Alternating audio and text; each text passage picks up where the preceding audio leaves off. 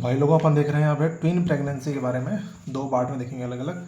सबसे पहले बात करते हैं टाइप्स देखने के लिए। तो देखो, मोनो जाइगोटिक ट्विन है, मतलब एक ही जाइगोट से आगे डिवाइड होकर बना है, या फिर डाइजाइगोटिक है, मतलब अलग अलग ट्विन है। ठीक है, तो कैसे देख लो, 30-70 है। इसके अंदर क्या हो रहा है, एक ही जो स्पर्म है ना, उससे सिंगल मतलब स्पर्म फर्टिलाइज कर रहा है। उसके बाद जाके वो सिंगल जाइगोट बाद में डिवाइड हो जाता है। एंड ऑलवेज सेम सेक्स होगा, आइडेंटिकल होगा, क्योंकि एक ही जाइगोट डिवाइड हुआ ना। फिनोटाइप भी सेम होगा, ब्लड ग्रुप भी सेम होगा, इसके अलावा HL टाइपिंग है वो भी सेम होने वाली है। डिफरेंट फिंगरप्रिंट होंगे, क्योंकि वो थोड़ी बहुत ना इंसिडेंस है ना, ट्विंस के अंदर भी देखने को मिलती है, कांस्टेंट थ्रू आउट वर्ल्ड रहती है इंसिडेंस हमेशा। ठीक है, और ये आपके परसेंटेज वगैरह दे रखा है कितना क्या रहता है। एंड यहाँ पे कुछ चीज़ देखिए कि इंसिडेंस की बात करें तो अगर ART कराते हैं ना, या फिर IVF, वहाँ पे इंसिडेंस बढ़ जाता है। ओके, अब आते हैं डाइजाइगोट की, मतलब अलग अलग जाइगोट है, मतलब दो ओवा अलग अलग स्पर्म से फर्टिलाइज हुआ है। तो मतलब है दो डिफरेंट जाइगोट बना है। तो यहाँ पे आप देखो, दो डिफरेंट जाइगोट है तो ज़रूरी नहीं है कि सेक्स सेम होगा, डिफरेंट भी हो सकता है, इंसिडेंस पे बेस्ड होता है। नाइजीरिया में देख लो 20 में से एक, 200 में से एक, इंडिया के अंदर 80 में से एक। ठीक है, अब ये बात करते हैं थोड़ा सा हेलन रूल ऑफ इंसिडेंस। तो देख लेना है, पुराना डाटा है, काम आ जाए तो। मतलब ट्विंस के अंदर एक में से 80 होता है। ट्रिपलेट की बात करें तो 80 का स्क्वायर, और क्वार्टरप्लेट के अंदर क्यूब, इतना आपको चांस होता है। क्या बता जाए तो देख लेना, Hellin rules. Okay, now coming to this. अब देखो, अब थोड़ा सा इंपॉर्टेंट है, ये बहुत भी वाई में रिपीट होता है। डाइजाइगोटिक ट्विन है, समझ रहे हो, अलग अलग जाइगोट है, और दो डिफरेंट अपना स्पर्म से फर्टिलाइज हुआ है। ओके, अब देखो यहाँ पे एक्चुअल में पॉसिबल कैसे होता है, या तो सेम साइकिल में हो गया हो एक ही क्वार्टर्स के द्वारा, या फिर दो अलग अलग एक्ट ऑफ क्वार्टर्स है तो सुपर फिकंडिकेशन। अब ये पॉसिबल है फीमेल के अंदर, बट अगर दो डिफरेंट साइकिल्स के अंदर हुआ है दो स्पर्म से, ठीक है, मतलब सेम साइकिल, यहाँ पे वर्ड एक इंपॉर्टेंट यहाँ पे यही है कि सेम साइकिल और एक डिफरेंट साइकिल, डिफरेंट साइकिल, ये दो इंपॉर्टेंट वर्ड्स हैं। तो दो डिफरेंट साइकिल में हुआ तो ये सुपरफिटेशन बोलते हैं, और ये ह्यूमन्स में मिलता नहीं है। थ्योरेटिकली पॉसिबल होगा अनटिल जब तक अपना यूट्रस ओब्लिटरेट ना हो टोटली। तो ये 14 से 16 वीक तक है, उसके बाद तो इसमें हम जाएगा नहीं, मतलब है नहीं, इसी बात पॉसिबल भी नहीं थ्योरेटिकली। पता नहीं क्यों पूछा, राम जाने। फिर अब बात करते हैं फैक्टर से अफेक्ट करता है। मज़ा आ रहा है ना, मतलब मैं लेमन लैंग्वेज में बोलना पसंद करता हूँ, थोड़ा सा आपको सब्जेक्ट अपना अपना लगता है इसलिए। सो बात करते हैं फैक्टर जो अफेक्ट करता है डाइजाइगोटिक ट्विन को। तो रेस ऑब्वियस बात अफेक्ट करेगा, नाइजीरिया, इंडिया, सब जगह अलग अलग, जापान में। मैटरनल फैमिली की हिस्ट्री देखो, ट्विनिंग की तो नहीं पहले से, और फैमिली पूरी। मैटरनल एज की बात करो 35 से ज़्यादा हो जाती है तो चांस ज़्यादा होते हैं। तो आलिया भट्ट का एग्जाम्पल याद कर लो, आलिया भट्ट का। ड्रग की बात करें तो क्लोमिफेन सिट्रेट अगर लेती है तो 5 से 8% चांस होता है, या फिर ART IVF जो मैंने पुराना देखा था वो सेम हो गया। और बट वो मोनोजाइगोटिक डाटा था। पर मैटरनल फर्टिलिटी अगर मान लो 4 से ज़्यादा है, पैरिटी सॉरी, बच्चे 4 से ज़्यादा पैरिटी है, और मैटरनल ओबिसिटी है, माँ ओबेस है, पैरिटी ज़्यादा है, माँ के साथ ज़्यादा कंटेंट है, यहाँ पे लिखा हुआ है। जाइगोटिक ट्विंस के अंदर क्या होता है, यहाँ पे एक्चुअल में क्या हो रहा है कि डायजोटिक ट्विन है ना, तो डेवलप अगर मान लो दो डिफरेंट जाइगोट से फॉर्म हो रहा है डायजोटिक ट्विन, तो उनके सभी जाइगोट के अंदर दोनों के चारों तरफ अलग अलग होगा, मतलब कोरियन अलग होगा, एमनियन अलग अलग होगा। मतलब ये जो रेड वाला नज़र आ रहा है ना, ये तो अपने बाहर वाले कोरियन हो गई, ग्रीन वाली एमनियन हो गई, थोड़ी मार्किंग में गलत कर रखी है। अंदर जाइगोट हो गए तो सेपरेट सेपरेट है, तो दो तो कायरियन हो गए, दो एमनियन हो गए, तो DCDA बोलेंगे। मॉस्को जो टाइप का ट्विन प्रेगनेंसी वो यही वाली होती है। ठीक है, डायक्रॉनिक, तो ये नॉर्मल एक तरीके से मान लो, कोई दिक्कत नहीं है, सब कुछ सेपरेट सप्लाई है, सब कुछ बढ़िया है। अब बात करते हैं थोड़ा सा यहाँ पे जाइगोटिक क्रॉनिसिटी के बारे में। Zygotic and zygosity and chronicity. तो जाइगोसिटी मतलब टाइप ऑफ कॉन्सेप्शन किस तरीके का है, ठीक है, मतलब मोनोजाइगोटिक है, डाइगोजाइगोटिक है। क्रॉनिसिटी मतलब टाइप ऑफ प्लांसिटेशन कैसा है, मेम्ब्रेन से प्लेसेंटा मतलब टिपिकली लाई करता है, बाकी देखना पड़ेगा। प्रोग्नोसिस की बात करें तो डिपेंड करता है कोरियोनिसिटी पे। जाइगोसिटी से कोई लेना नहीं है कि M2 है G2, बट यहाँ पे जो कोरियोनिसिटी है वो इंपॉर्टेंट हो जाता है काफ़ी ज़्यादा।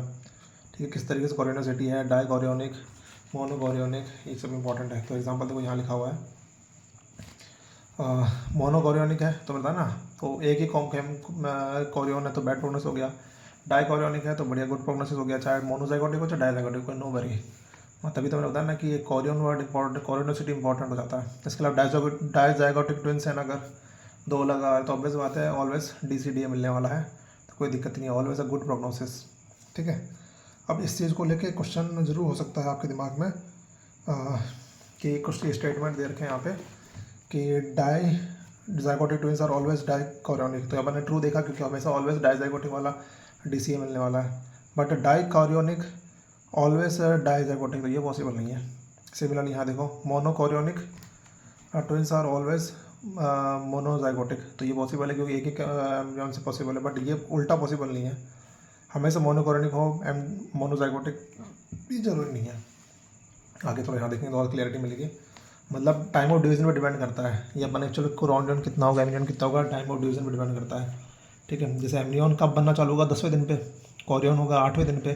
तो अगर मान लो एग्जांपल है जाइगोट, मान लो मोनोजाइगोटिक ट्विन है, ठीक है, तो मोनोजाइगोटिक ट्विन है, एक ही मतलब जाइगोट को डिवाइड होना है। तो अगर मान लो 4 दिन के पहले ये डिवाइड हो गया 72 घंटे के अंदर अंदर, तो अभी तो मोनोकोरियन एमनियन कुछ बना नहीं है, तो सेपरेट लेयर बन जाएगी, तो DCDA बन गया। तो DCA मतलब अच्छा प्रोग्नोसिस है। 4 से 8 दिन के आसपास है, 8वें दिन क्या हो रहा है, कोरियन बन रहा है ना, उसके आसपास डिवाइड होगा। तो कोरियन तो पहले बन जाएगा, डिवाइड बाद में होगा। ये दिख रही है ना आपको जो रेड कलर की, ये रेड कलर की बता रही है आपको, बाद में डिवाइड हो रहा है, कोरियन पहले बन चुका है अपना। तो ये मोनोकोरियनिक डाई एमनियोटिक हो गई, अलग अलग एमनियन बाद में बना, तो बैड प्रोग्नोसिस है इसका भी। दूसरा 8 से लेकर 12 डेज़ के अंदर, अब देखो एक्चुअल में यहाँ पे एमनियन और कोरियन सब बन चुकी है, उसके बाद जाकर डिवाइड हुआ जाइगोट अपने यहाँ पे, तो मोनोकोरियनिक मोनोएमनियोटिक यहाँ भी बैड प्रोग्नोसिस है। इसके अलावा 12 हफ्ते दिन बाद, तो 12 हफ्ते दिन बाद यहाँ पे क्या हुआ कि सब कुछ बॉडी भी आपस में फॉर्म होना चालू हो गया, बॉडी पार्ट फॉर्म हो गई, फ्यूज़ कर गए, तो डिवाइड बाद में होगा ना, तो कंजॉइंट ट्विन बन जाएंगे, तो कि बैड प्रोग्नोसिस हो गया। अब ये चीज़ लिखा है कि सिंगल एम्ब्रियन 2 कोरियन पॉसिबल है नहीं, कि एक में एम्ब्रियन हो गया अंदर वो बाद में बन रहा है, तो ऑब्वियस बात है पॉसिबिलिटी है ही नहीं। ठीक है, और यही बोला गया मोनोजाइगोटिक मोस्ट कॉमनली MCA होता है, डाइजाइगोटिक के अंदर DCA होता है। ठीक है, अब बात करते हैं कोरियोनिसिटी की। कोरियोनिसिटी की इन्वेस्टिगेशन कैसे करेंगे भाई, वेदर मोनोकोरोनिक का पता कैसे चलेगा, ट्रांसवेजनल सोनोग्राफी कर लो, 11 से लेकर 14 वीक के आसपास फर्स्ट ट्राइमेस्टर में ही करो। ठीक है, अब थोड़ा सा यहाँ पे ये इंपॉर्टेंट हो जाता है कि प्लेसेंटा का टिश्यू कहाँ प्रेजेंट है कहाँ प्रेजेंट नहीं है। अब देखो यहाँ पे आपको कोरियन और एमनियन अलग अलग नज़र आ रहा है ना, तो बीच में प्लेसेंटा टिश्यू हो सकता है, बट यहाँ पे अगर एमनियन ही सिंगल है तो यहाँ से नहीं हो सकता, भले डाई एमनियोटिक हो। तो यही लिख रखा है कि अगर डाई कोरियोनिक हो, डायमनियोटिक दे रखा है, तो भले वो मोनोजाइगोट से डाइजाइगोट ट्विन से आए, तो ये इस तरीके से प्लेसेंटा टिश्यू अंदर घुस जाएगा। बट मोनोकोरियोनिक में हमेशा मोनोजाइगोट ट्विन से ही आना पॉसिबल है, एंड इसके अंदर अपना ये टिश्यू नहीं जा पाता। ठीक है, तो इसके बेसिस पे आगे अपन को T और लैम्डा साइन वो सब आता ना, ट्विंस पीक बोलते हैं इसे, वो देखने मिलेगा। तो जैसे DCA की बात करते हैं, इसी वाले के ऊपर अभी बढ़ता ना, तो इससे लिंक क्या है कि अगर मान लो सेक्स सेम हो सकता है डिफरेंट, यहाँ पे ऑब्वियस बात है मोनोजाइगोटिक है तो एक ही सेक्स होगा कंफर्म है, तो 100% ये डाई कोरियोनिक होने वाला है। तो चारों लेयर प्रेजेंट होगी। ठीक है, चारों लेयर है अलग अलग नज़र आ रही है, एमनियोटिक की 2 लेयर हो गई, 2 कोरियन की लेयर हो गई, तो अलग अलग 4 लाइन है दोनों के बीच में। तो मेम्ब्रेन थिक होने वाली है मोर देन 2 सेंटीमीटर, तो यहाँ पे इसको बोलेंगे ट्विन पीक साइन।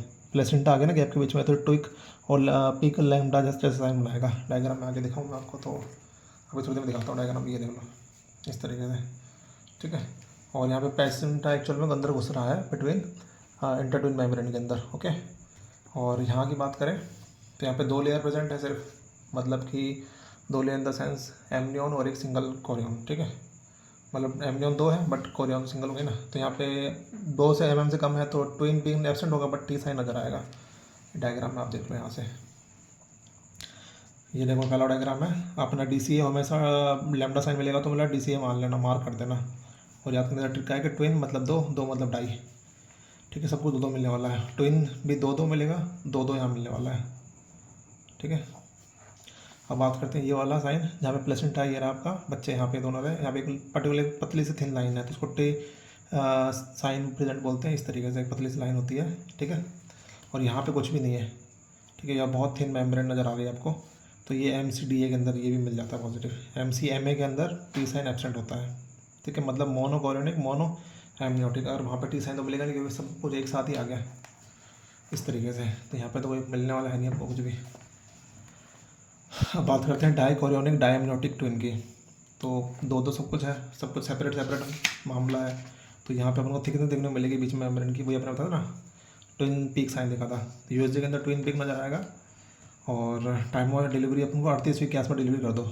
ठीक है, टाइम ऑफ डिलीवरी करना जरूरी होता है अगर ऐसा कुछ होता। और ये डायग्राम देख लीजिए, 2 सेपरेट आपको कॉर्ड नज़र आ रही है और थिक नज़र आ रही है मेम्ब्रेन बीचों बीच। Okay, now let's talk about monochorionic dizygotic और मोनोकोरोनिक एमनियोटिक की बात करते हैं। सबसे पहले इसकी बात करते हैं MCDA की। मतलब यहाँ पे 2 एमनियोन है, तो मतलब 2 एमनियोन है, बाकी मोनोकोरियन है, तो बैड प्रोग्नोसिस है।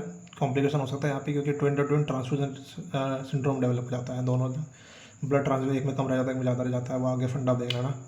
टी साइन मिलेगा, हमने पहले पढ़ ही लिया था। दो लेयर हम मेम्ब्रेन प्रेजेंट है तो थिन होगी, तो यहाँ पे थिनिंग काफ़ी थिन दिख रही है आपको लाइन एक्चुअल में। टाइम ऑफ डिलीवरी की बात करें तो 34 से लेकर 37 वीक में देखने को मिलेगा, प्लस 6 डेज। मतलब पहले करो, थोड़ा सा पहले कर दिया ना, आइडियली 37 वीक में, 1 हफ्ता पहले कर दिया मैंने। ओके, अब बात करते हैं यहाँ पे लास्ट टॉपिक, इसमें कॉन्जॉइंट भी है। मोनोकोरियनिक मोनोएमनियोटिक सब कुछ सिंगल सिंगल है, तो बैड प्रोग्नोसिस हो गया, क्योंकि दोनों फीटस एक ही एमनियोटिक फील्ड में लाई करेंगे, तो भाई कॉर्ड इंटेंगलमेंट फंसने का भी चांस बढ़ जाएगा। सब कुछ एक साथ मिला हुआ है तो कुछ भी हो सकता है। कोई लेयर प्रेजेंट नहीं है। दूसरा, टाइम ऑफ डिलीवरी फिर जल्दी करना पड़ेगा 32-34 में। कॉर्टिकोस्टेरॉइड दोगे ताकि लंग मैच्योर वगैरह हो, उसके बाद डिलीवरी करेंगे सी सेक्शन के through.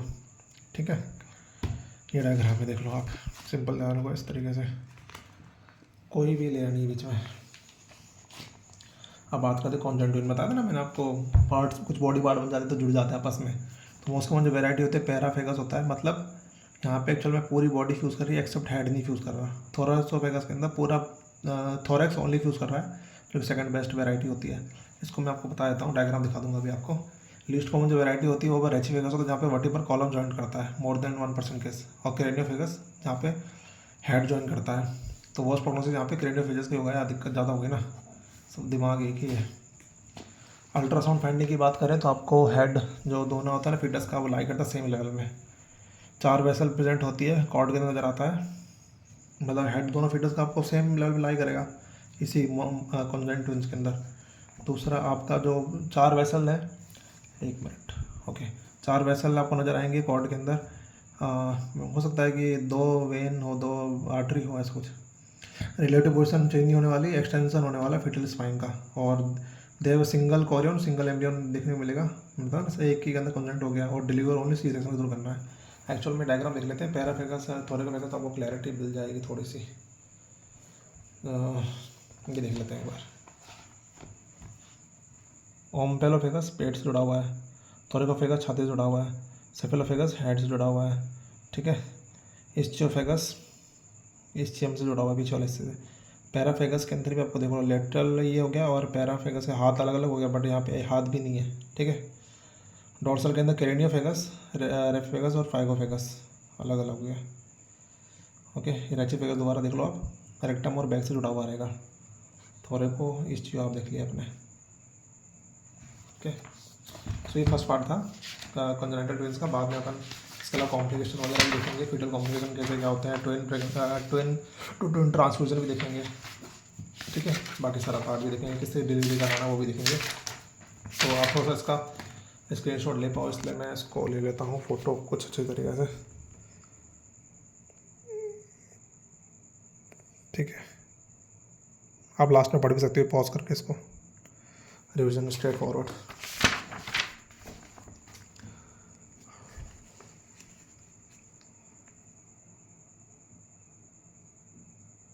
This is good.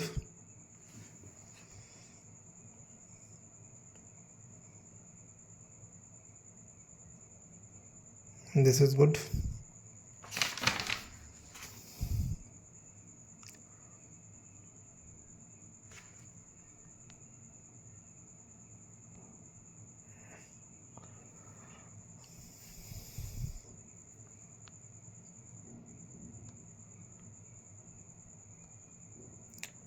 Okay.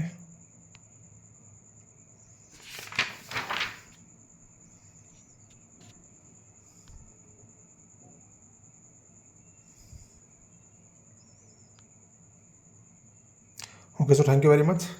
Topic आपको समझ में आ गया। जनरली अपने टाइप्स देखे, एटियोलॉजी वगैरह देखी थी। ठीक है, किस तरीके से बनता है। आगे अपन इसके कॉम्प्लिकेशन वगैरह भी देखेंगे।